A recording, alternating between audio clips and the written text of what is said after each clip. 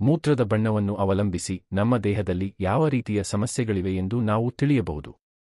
ನಾವು ಪ್ರತಿದಿನ ಸೇವಿಸುವ ಆಹಾರ ಪದ್ಧತಿಯು ಮೂತ್ರದ ಬಣ್ಣವನ್ನು ಬದಲಾಯಿಸಲು ಕಾರಣವಾಗಬಹುದು.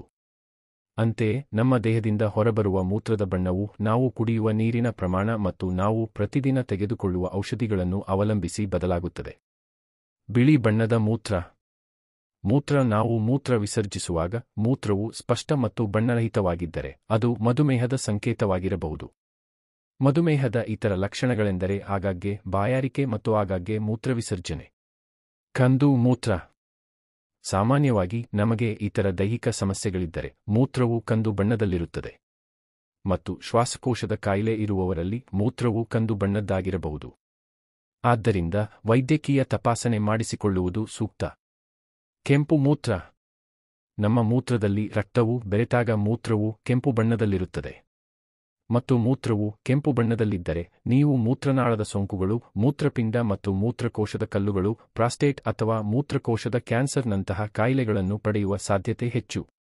ಹಸಿರು ಬಣ್ಣದ ಮೂತ್ರ. ಕೆಲವು ಜನರು ಕೀವಿನಂತಹ ಆಂತರಿಕ ಅಂಗಗಳನ್ನು ಹೊಂದಿರುತ್ತಾರೆ ಮತ್ತು ಅವರ ಮೂತ್ರವು ಹಸಿರು ಬಣ್ಣದಲ್ಲಿರುತ್ತದೆ.